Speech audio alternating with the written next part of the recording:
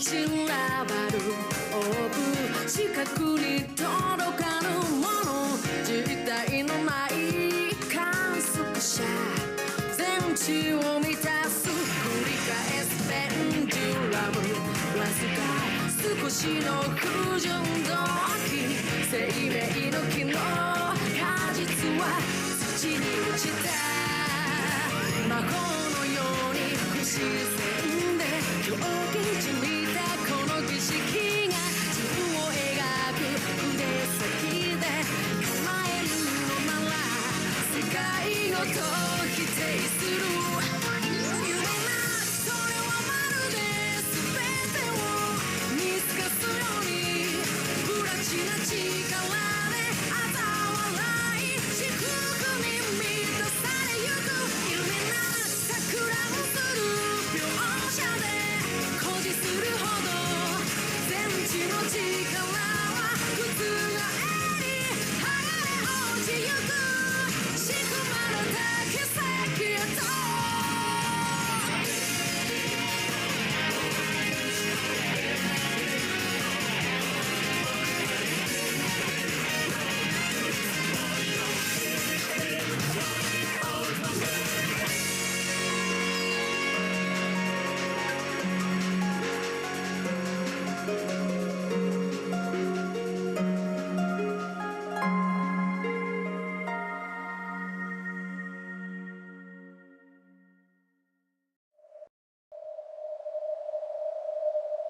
Whatever.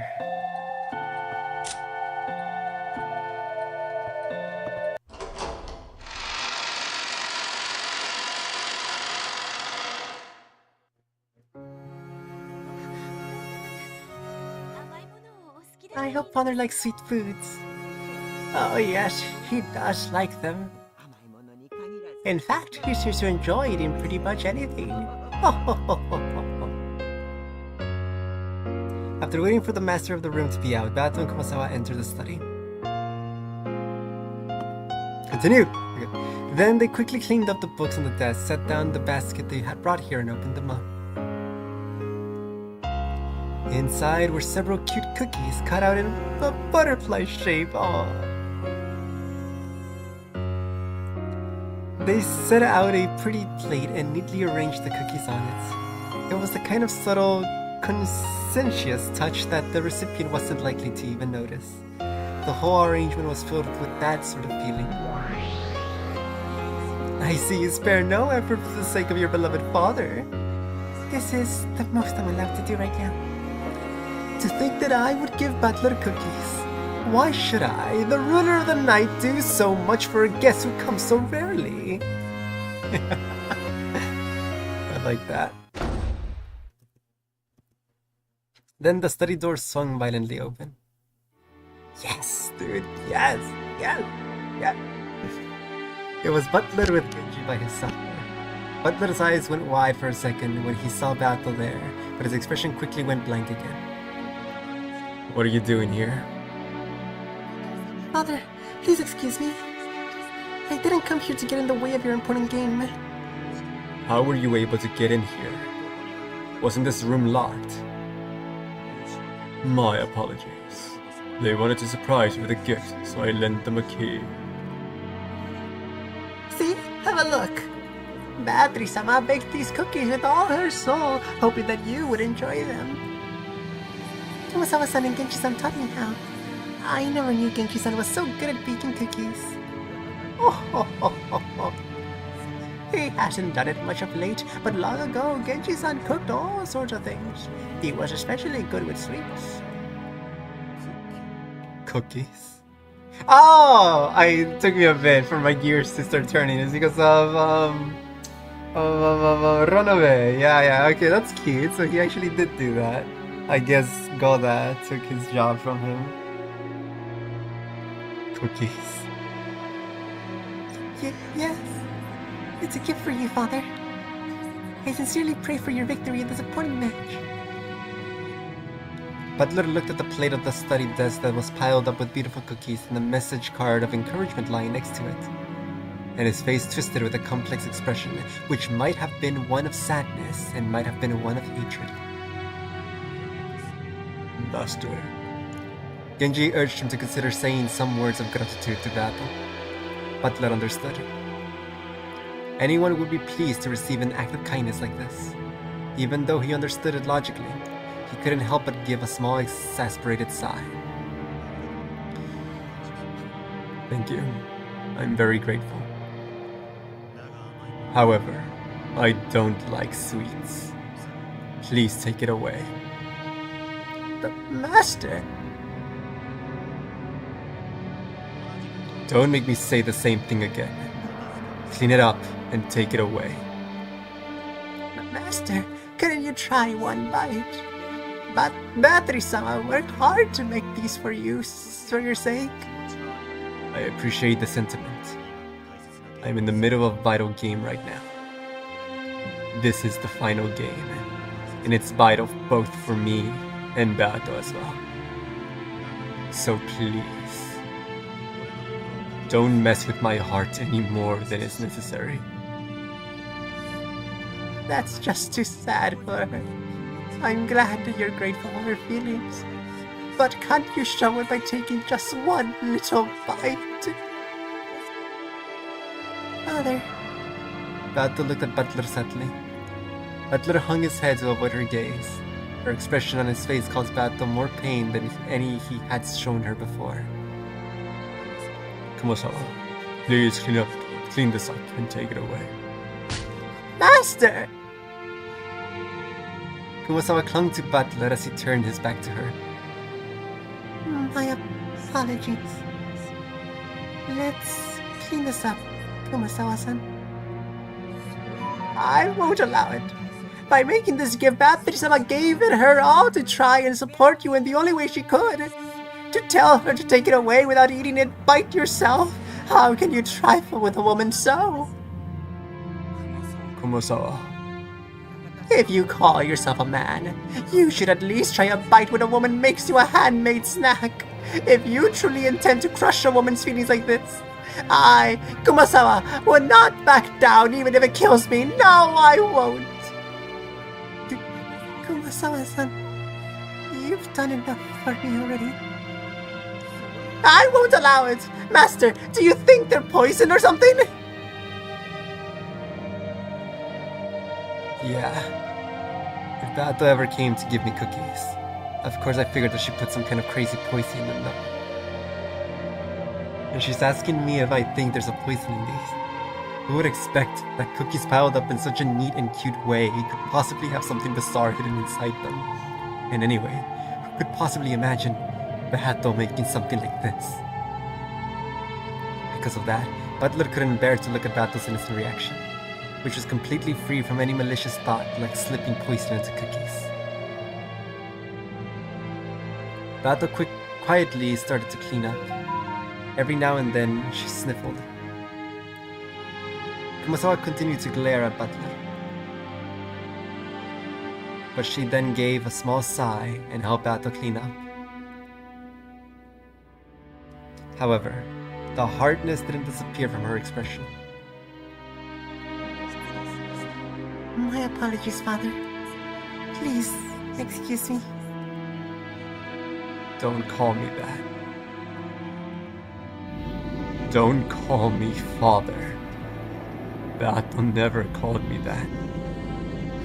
Yes, as you wish. My apologies.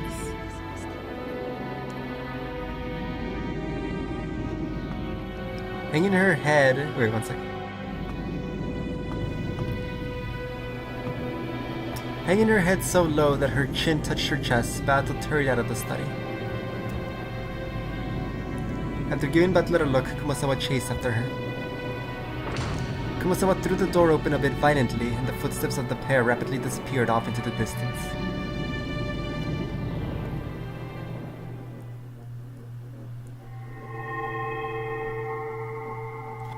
Okay, break to talk.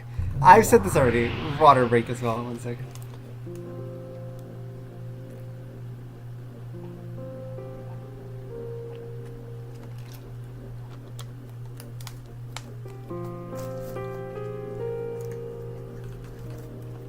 I said this already. before and how I said that I didn't mind what the outcome was. If Butler is doing this on purpose to, like, you know, make it obvious what the themes are here, or if he is really just unknowingly repeating the cycle of Kinzo, then I would be okay with either outcome. But now I'm just thinking, I cannot tell anymore. He's so serious about it, right? But am I just falling for the facade of the character that I was meant to destroy? Or has he really just... Is that cape taking over his body like the symbiote with Kinso's soul?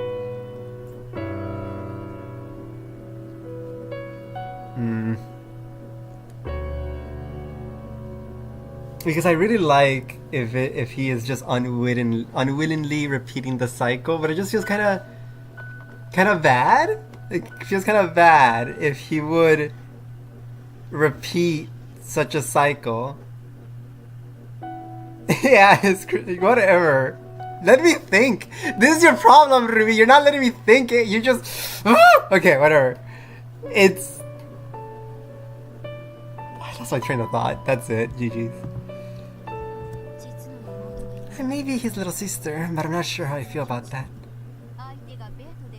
If she were anyone other than Beato, you'd think of him as a true enemy of women, is that it? I don't have a clue why Oni-chan and Beato are act so friendly together. Right now I think of Beato as our greatest enemy, the one we must defeat. Still, even so, as a woman, I can't say I like how Oni-chan's treating her. And yet, I can understand Butler's feelings a little too. What a sad state of affairs. I still don't understand what kind of antagonism or connection there was between them. However, Oni-chan probably viewed Beato as a friendly rival, if not something more. Oni-chan's reason for defeating Beato isn't to destroy an enemy out of hatred. It feels like he wants to give a sincere answer to her questions. Yes, I can't deny the fact that their fight isn't based on hatred, but on a stronger emotion. And on top of that, Beato really has something to remain dedicated to Oni-chan all the more even after being treated so coldly. I agreed with the other older sister Beatrice. I can't understand why she's so dedicated to Oni-chan. And though it will only happen after changing over 1,000 years, that single factor that you don't understand will certainly be inherited by the Golden Witch Beatrice we know so well. Yeah, I understand that. Learning about this battle will eventually teach us something about that battle. And that may be able to explain the greatest piece of this crazy game, if not the game board itself. Such a mysterious witch. Though she said those words, Feathering wore a confident smile on her face. Her sarcastic confidence, as though she already knew the answer, was unchanged. Beatrice, I want to ask you something.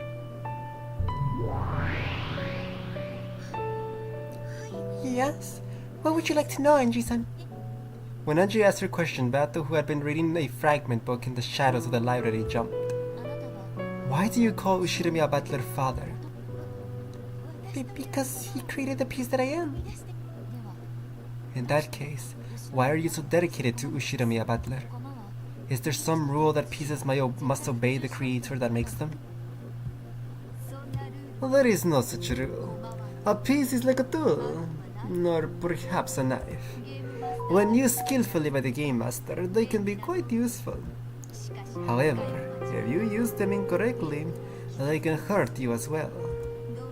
Whether a tool is used as a tool or as a weapon, that has nothing to do with the tool's own will. It is merely the result. In that case, why are you so dedicated to Oni-chan? It's almost as though that's your goal as a piece. Yes, that is the goal that gave birth to me.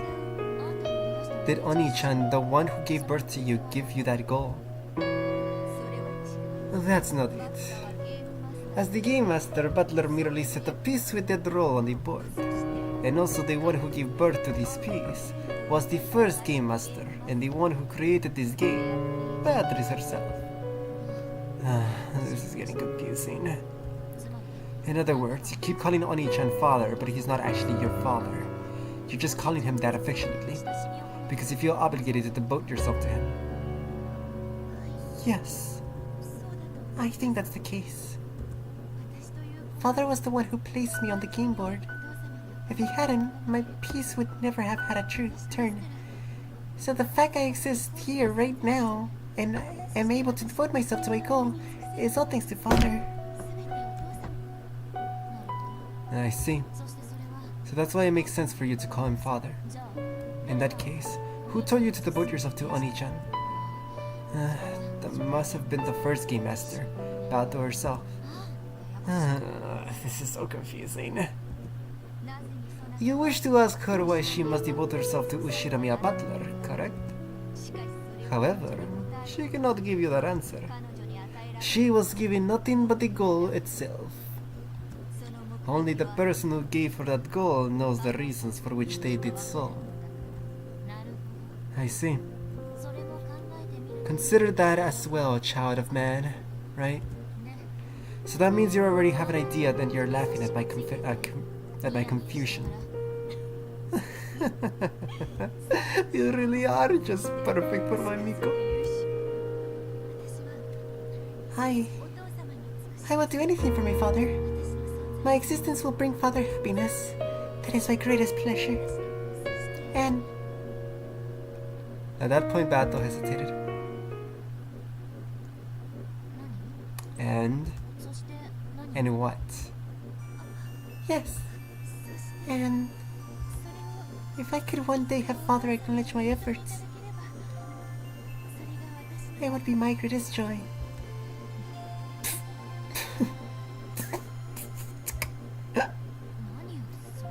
What the hell? If you only wanted to devote yourself to him, I'd say you're just another furniture of the witch. But you want him to acknowledge your efforts? That's less like furniture and more like... And you stopped mid-sentence. That's less like furniture and more like... You're just a girl who loves Oni-chan. I don't get it. The driving force behind this Bato is that of a girl who adores Oni-chan. But then, what does that make her? If the first Bato liked Oni-chan, then she should have adored him and devoted herself to him directly. Why would she create a piece of herself to a separate entity to do it? As it stands, even if she does attract Oni-chan's attention, it will be towards the piece version of herself. Not the creator who made that piece. If I ever like someone, I'd probably want to do things for them. But of course I want to do those things myself.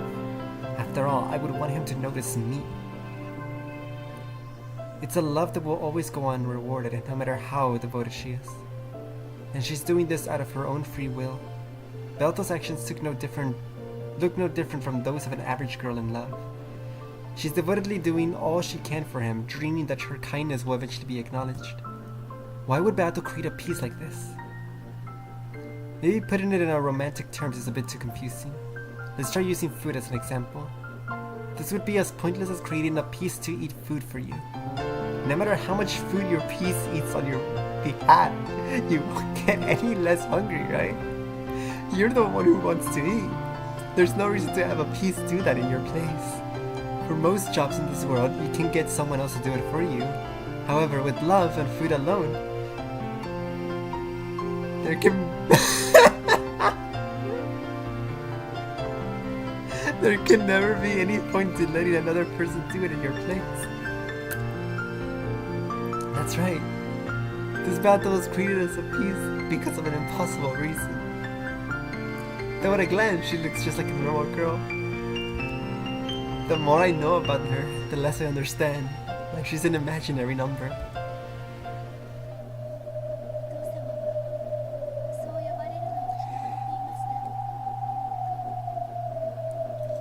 Father hates it when I call him Father.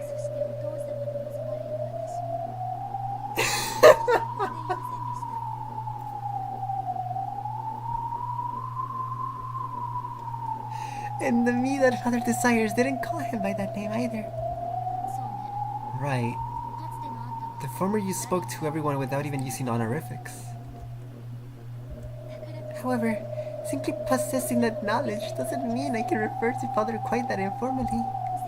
I'd like to give it my all and start by calling him Butler-san. I'm surprised you haven't gotten discouraged even after being treated so coldly. No. Butler-san is in the middle of an important game right now. His opponent is the formidable Lady Erika, piece of the great Lady Berkastel. It's no surprise that he was in a bad mood when I stepped in at a delicate moment in his game, just as it was starting to reach a critical point, and called him by that name and that he doesn't want to hear. Apparently Bato still wanted to devote herself to Butler even after being treated in such a cold manner. Though to an outsider, it might just look as though she's being snubbed, it didn't faze her at all. It truly is the blindness of a girl in love. Or is it that I can't see because I have no love? At times, love does let you see the unseeable. Bato once again immersed herself in the fragment book that the former Bato had written.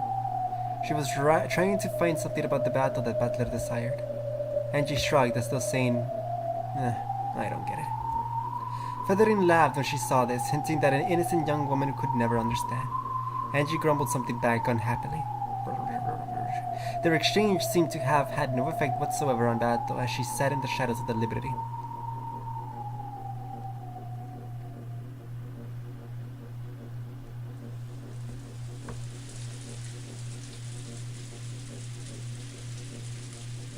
After chasing all the others out, only Butler remained in the study. There was no color in this dimly lit room. However, for just a short time that the plate of cookies had been placed there, the room had seemed at least a little cheery. Butler's gaze drifted over the table, which no longer had anything on it. When he did, the cookie plate that had been there until a second ago was revived. However, it was an illusion. Though the cookies could be looked at, they could not be touched, much less eaten. If Butler wished, he could make it possible to touch them, or eat them, but it would be an empty sensation. It would only give the touch and taste that Butler desired. He no longer had any way of knowing what kind of cookies they had been.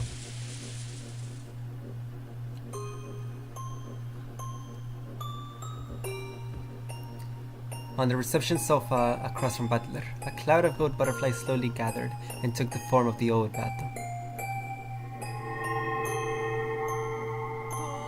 Come on, have a bite. It's not every day that I make these by hand. Have no fear. I'm confident in how well they've turned out.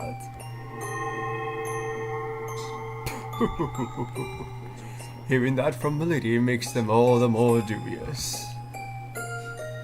Seriously. Any cookies you made would obviously have some kind of strange poison on them. How shocking that you would think so! Even if I did put something in, it'll be no worse than the kind that does this and that to your other thing.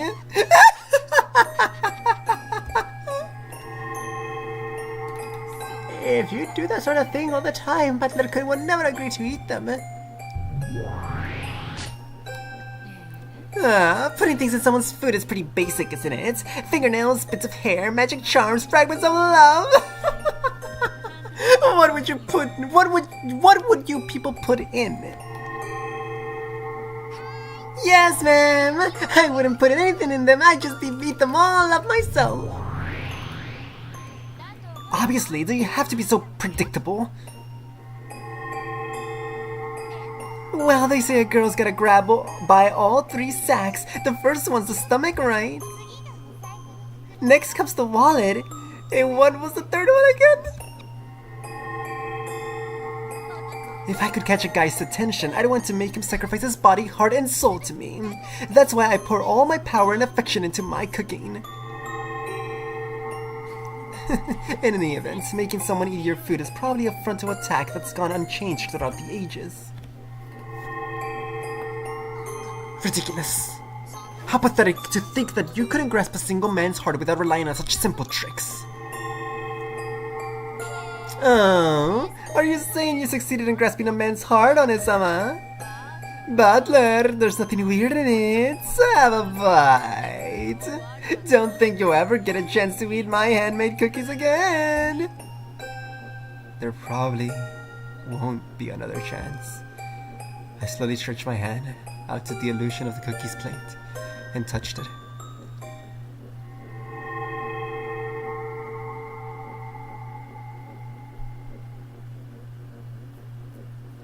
Just before I did, it became a cloud of gold butterflies and vanished into the darkness of the study. The illusions of Ronove and Virgilia also disappeared. However, the illusion of Bato alone still remained on the sofa. Is there something not to your liking?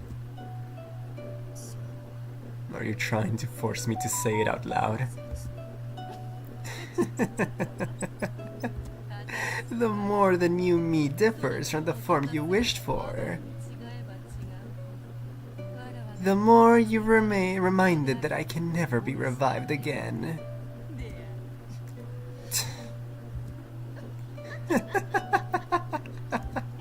If you let a good woman get away, you never get a second chance. So only now you finally realize what a good woman I was. Shut up. If you never appear again, that'll be a relief. Huh. Bato lay sprawled on the sofa and looked up at the ceiling. Butler also turned his back and moved on to the window. For a while, there was a silence. I imagine you understand, but I do understand. The me you were expecting has already disappeared. I know.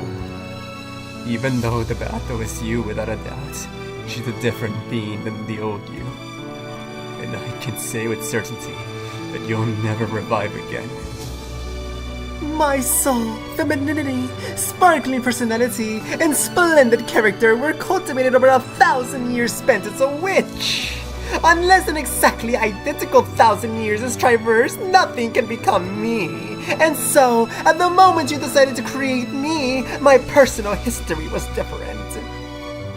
Yeah, that damn Burncastel has already guaranteed that you'll never revive.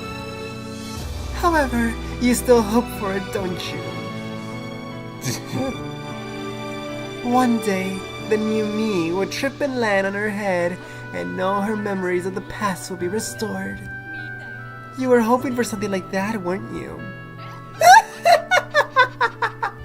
A delusional plot like that wouldn't even pass in a light novel these days. Shut up!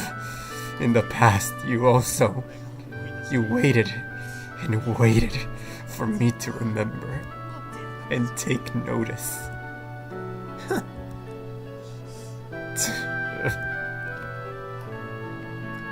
Then, what is it?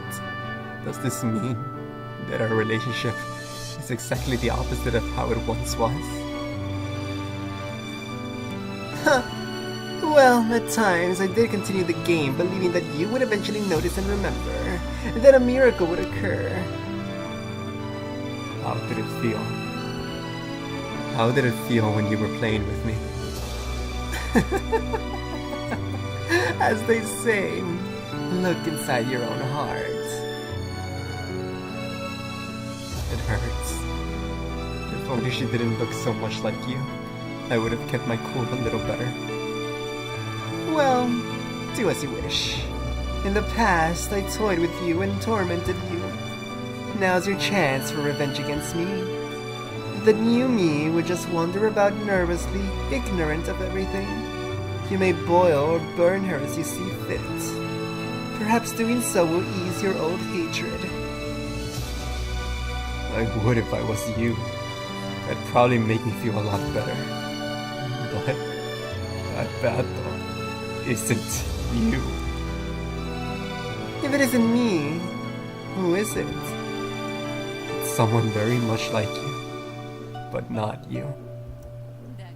But even so, she most certainly is me. True. She is you. And at the same time, she's a different person.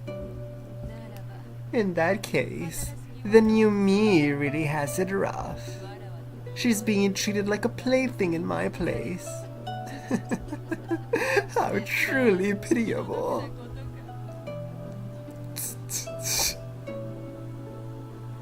that might be the contradiction inside me. The new battle seems like a different person, so I can't accept her. Even though I know she's a different person, she keeps reminding me of Battle's face. In that case, why not think of her as my daughter? Your daughter? She doesn't share my blood, so consider her a daughter that closely resembles me. After all, she is my double, but hasn't lived 1,000 years, so calling her that is not incongruous. True. Imagine that I had died, left behind a daughter, and entrusted her to you.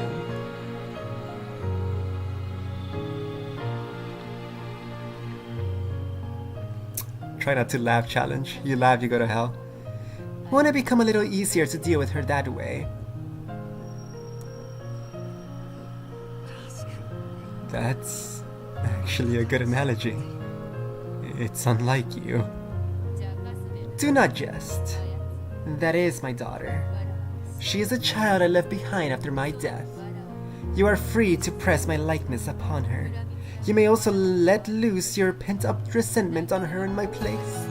Making her bear my sins and tormenting her as you please may calm your grudge.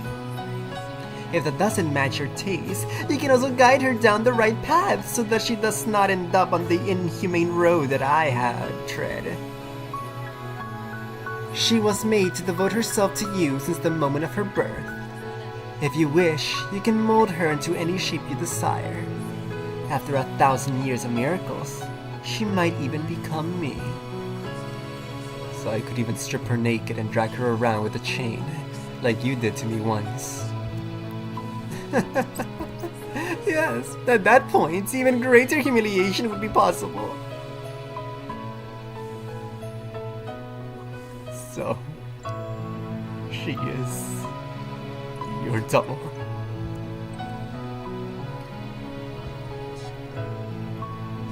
And your daughter. Huh. Yes, she is exactly the same person, the same piece, which was created once more by the rule called Beatrice. However, when I'm unable to accept it that way, I can think of her as Beatrice's daughter. Finding a clear guidepost for how to interact with her and smooth the uncertainty in my heart. Finally, I understand how cruel I was to her then. My tears poured to the ground, and when I followed them with my eyes, I noticed that a white business card had fallen onto the floor. It was the message card that had adorned those cookies. I rushed her, telling her to clean up and leave right away, which was probably why it had fallen to the floor unnoticed. I picked it up and read the message on it. It was extremely short, pure, and sincere. It's so clear that I should be able to read it. However, it's blurred with tears, and I can't see anything.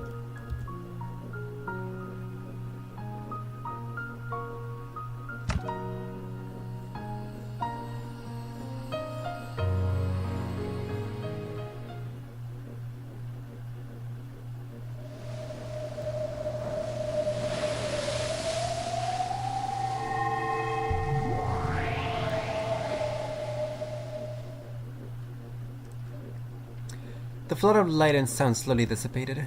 The silence that followed was not interrupted even by the sound of wind and rain outside that had once been present. Both Jessica and George timidly opened their eyes. Where in the world is this? It was a strange room that they had never seen before. It looked like a Western-style smoking room. Its furnishings were stylish and expensive. It felt like the room of some dignified person. There was a set of black tea on the table, as well as a chessboard which seemed to be halfway through a game. However, there was something strangely out of place. The black and white checkerboard pattern made it feel like chess, but it looked like a very similar yet totally different game that no one knew of. And similar to how it both looked like chess and not like chess. The furnishings of this room, no, The room itself, though it seemed like a Western smoking room, it also felt like something completely different. Just where is this place? Jessica-san. Jessica-chan. Kanon-kun. And Shannon? Where's Shannon? I'm right here, George-sama. And I am here. Milady, George-sama, we apologize for bringing you to a place like this. What on earth is going on? Just when Shannon took out something that looked like a butterfly wing, and it started shining. The same thing happened to me. Kanonka took out this golden butterfly brooch thing and it started to sparkle and... My lady, George-san, first off, please allow us to apologize. And please stay calm. Something strange is about to happen. That strange thing will probably test us. Test us? Do you mean the trial you were talking about? That we had to overcome if we wanted to be together? Is that it?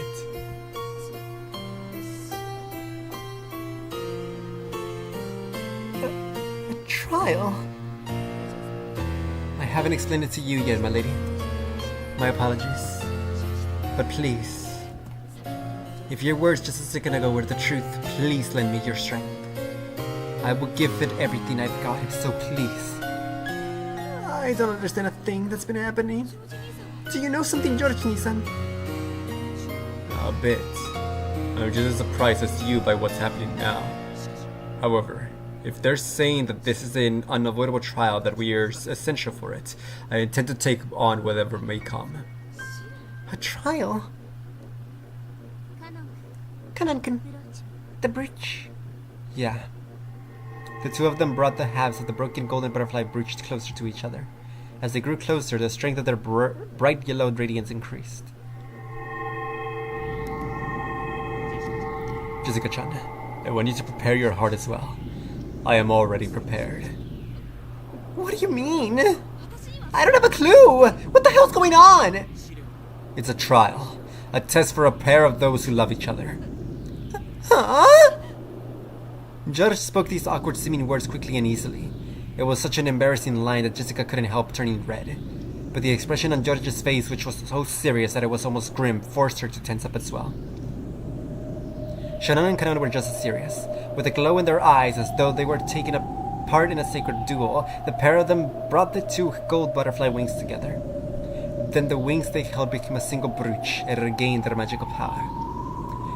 An even more intense light filled the room, and the scene was burned into the retinas of all present, as the brooch shattered and two shining things flew out of it.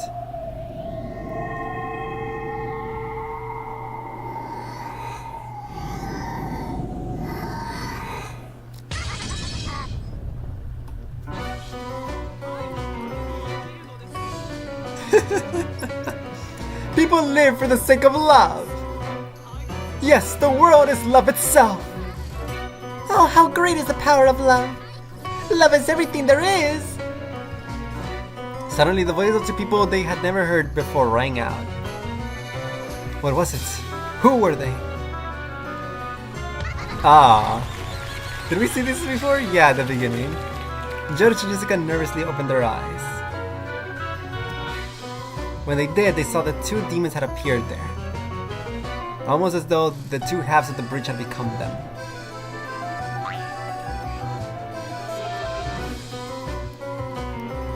I like their voice. Hey, that's weird, Fur. What are we doing in a place like this? It really is strange, Sapar. There's no one but humans and furniture here. Where's the witch? Where's the witch capable of summoning us? Yes, we remember the name of the witch of the contract really well, don't we? Let's try calling it out, Fur. Yes, you're right, Sapar. We know the name of the witch of the contract, the Golden Witch. Then let's try calling her. All together now. Batteries! Considering their exaggerated theatrical manner and their slightly comical style of talking, it'd probably be hard to comprehend their great power at this point.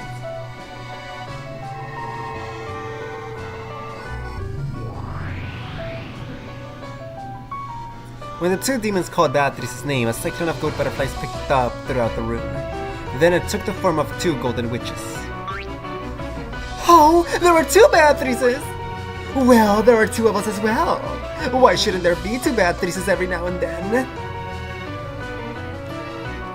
This is my double and my little sister. The two are the same as the single person. Pleased to meet you. It has been a long time, Beatrice-sama. Oh my gosh. This is gonna be awful to read. Am I dreaming? I feel the same. Still, it's too early to be dumbfounded. Unlike Jessica, George had maintained his composure even during this bizarre scene. After all, Shannon had already told him what would happen next.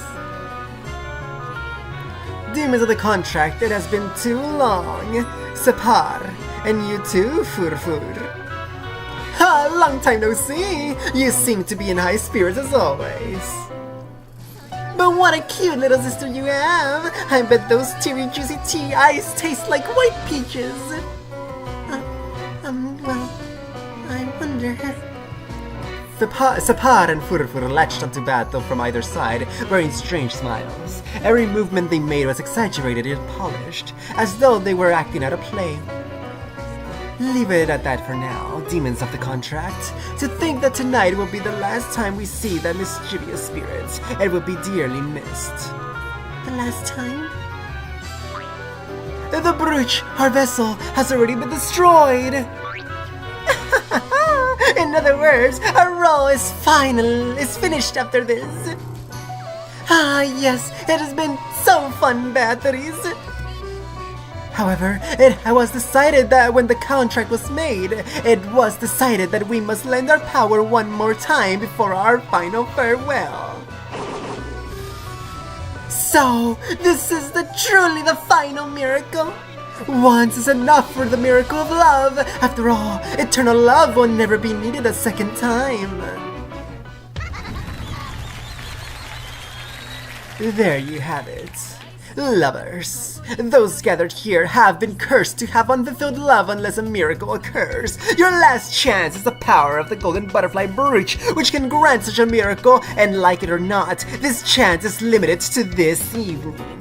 This miracle can be given only to a single pair. I won't lose. Yeah, let's both give it our all. Shannon and Kanona exchanged serious gazes. Both had already readied themselves to fight for the sake of their love. I don't really get it. But I don't want to borrow the power of some huge demon. Jessica was finally starting to figure this place out. These demons were probably planning to pair her and Kanona against George and Shannon. Let me be clear, this is none of your business! Kanona and I can handle our relationships by ourselves! I shouldn't have to put myself in the depths of bizarre demons! My lady, please listen. If we don't overcome this trial, we cannot be together. Jessica, accept it. This is the only trial that could possibly be imposed on upstart furniture wishing to be joined with a human. More of this stuff about furniture and humans! Don't butt in! This has nothing to do with us! You still haven't told me, lady. I didn't know how I should explain it. Karan-kun, Shannon, and you, George-Nisan, why are you listening to these creeps? No one has to stand in the way of a person's love. Why do we have to please these demons? It's none of their business.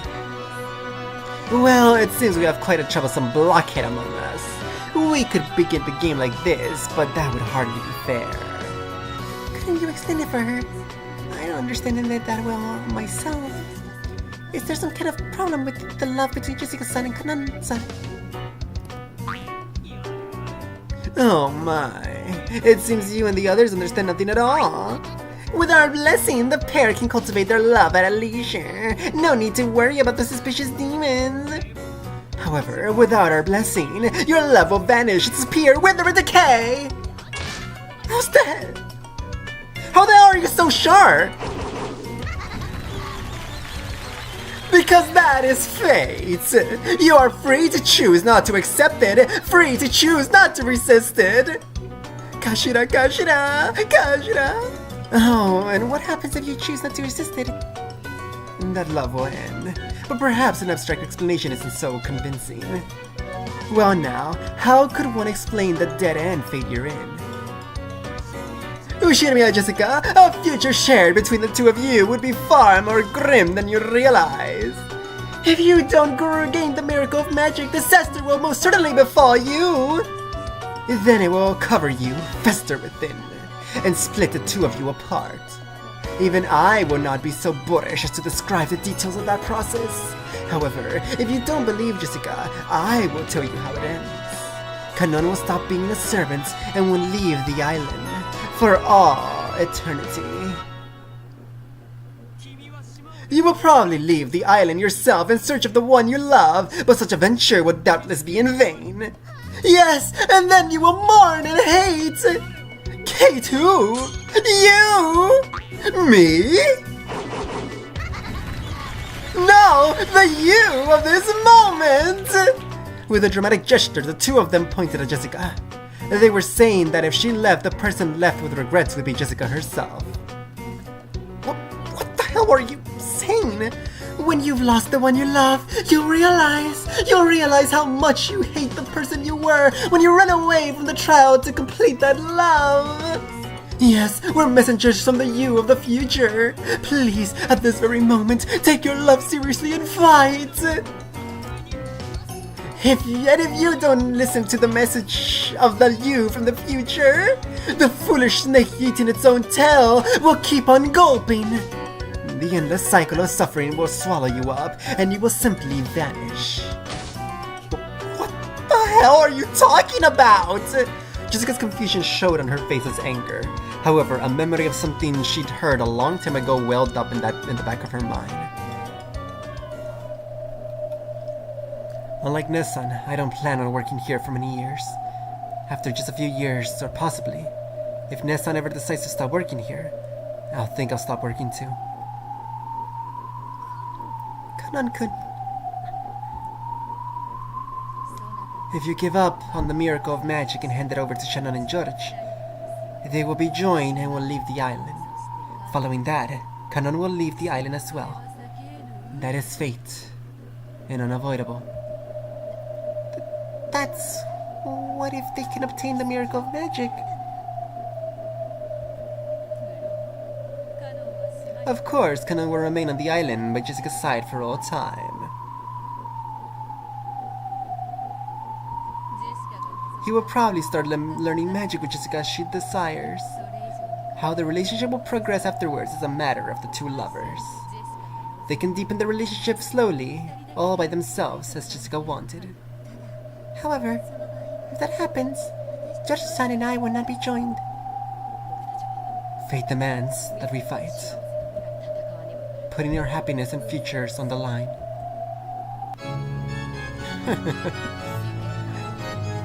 Are you kidding me?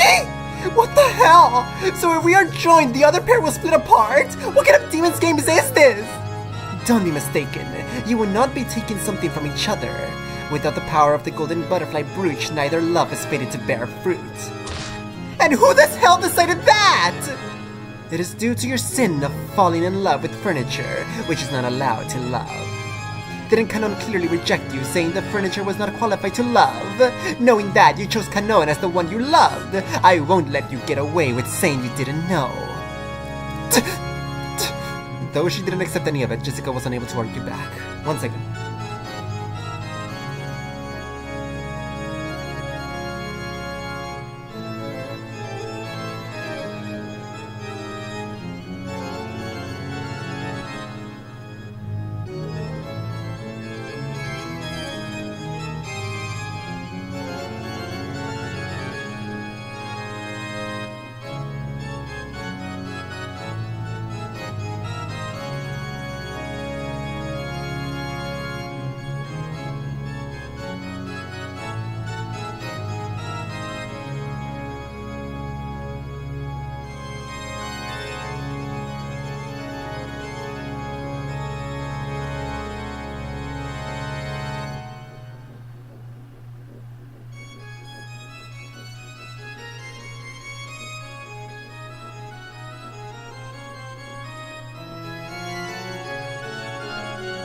Okay. Though she couldn't accept any of it, Jessica was unable to argue back. Then George spoke up with that soft tone that he always used to smooth things over. However, his expression was still ruthlessly serious. Jessica-chan, can you think of it this way? Think of it what way?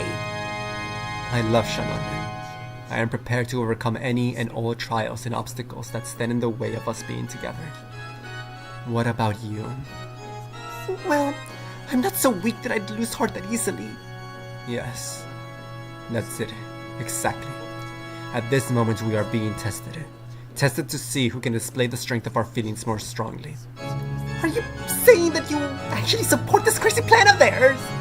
It doesn't matter whether I support it or not. When I gave Shannon that engagement ring, I swore to fight all trials and barriers that stand in my way, no matter how unreasonable or incomprehensible these trials might be. I cannot choose to avoid them. George spoke clearly, then looked at Jessica with a cold gaze. By now, Jessica almost understood.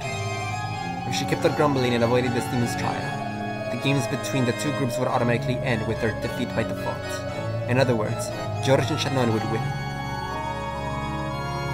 Then they would gain the miracle of magic, their love would be completed. And Jessica and Shannon would split apart, with Kanon eventually leaving the island and never seeing her again. Nothing would make me happier than to see you step out of this trial. That way I wouldn't have to fight you. And that would show the limits of your feelings for Kanon.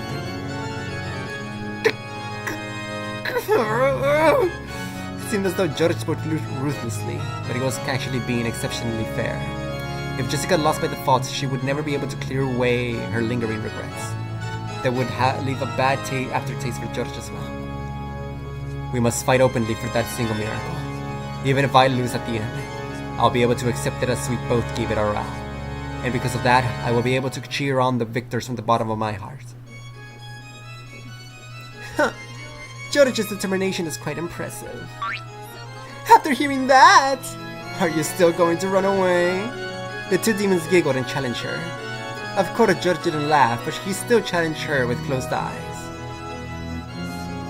And Shannon? Please forgive me, my lady. I'm determined not to flinch in my resolve, even if I know that sticking to my feelings means ending your loving relationship, my lady. Shannon had never before spoken to Jessica with such serious and solemn words. Jessica realized what a strong will had dwelt within her usually weak and clumsy friend, and was surprised.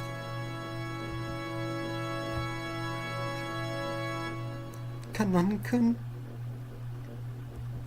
I want to start a new life with you, my lady. Even if that life means crushing Neson's happiness. I will not falter. Kanon was also doing all he could to restrain himself. Yes, all of them were being serious and frank, and abandoning any naivete they might have possessed. All this about golden butterfly breaches and miracles of magic, and the trial that the demons were giving them, none of it mattered. Only one thing was being tested, whether or not they possessed the strong will to make their love come true. Jessica clenched her fist and hung her head, shaking while biting her lower lip. She was silent, but she would probably gain an unswerving will of steel before too long. She just needed a little time first. The two demons who taunted people with dramatic gestures did not violate the silence that Jessica needed to resolve herself. Love brings about conflict, and this conflict gives rise to determination. As the demons of love, they could understand more fully than any others how noble and determined that their determination was. Jessica-san. Furthermore, this magical miracle is something that can be received by you as well. By me too? What do you mean? She had thought this had been about two pairs of lovers. Beato was surprised to suddenly hear that this had something to do with her as well. With the miracle of the golden butterfly brooch, even your wish that your affection for Butler will be acknowledged can be granted easily. And without such a miracle, you too can never be bound to him. It means you're no outsider to this either. To cut across the marshes of love. That is your wish, is it not? We will not make light of your wish. Even if your relationship with Butler will eventually fester and rot. No matter how much of a positive outlook you take, you know that this fate will eventually come to pass, bearing some kind of miracle. Well, Bethel hung her head sadly. She hadn't wanted to lose heart from that cookie incident. However, it would have been a mere massive lie to say that it hadn't hurt her. The more she tried to get close to Butler, the more she hurt him. However, she had been born in order to get close to Butler. She was like a hedgehog freezing in the cold and bunching together for warmth. She had approached him because of love and had been hurt for it. If you understand that much, entrusting your fate to a miracle may prove to be of some interest. As they say, an unbought lottery ticket earns you nothing. Sapar! Furfur! Let my little sister join in too! What? Wait, hold on. Okay. Oh, of course! Welcome, second batteries! We were planning on including you from the very beginning! After all, we are Sapar and Furfur! The demons of love!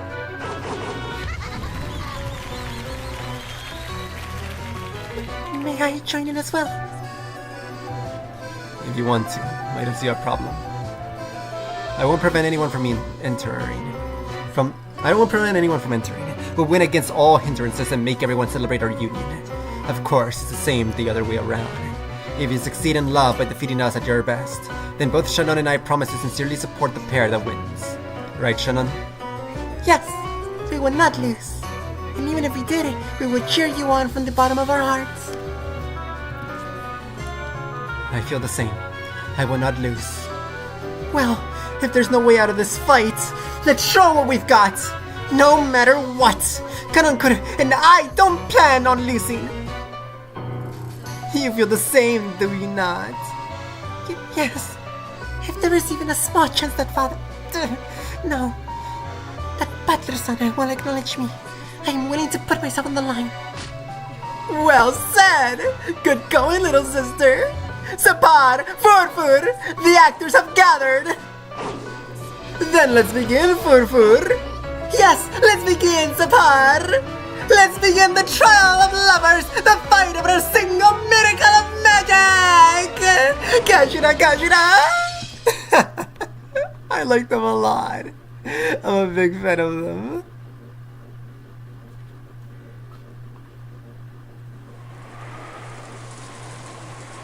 They are very okay. Although, I have a most terrible news. I must stop here. It turns out having a poopy day makes it so I have less energy. I would not be able to log in as much as I would like to.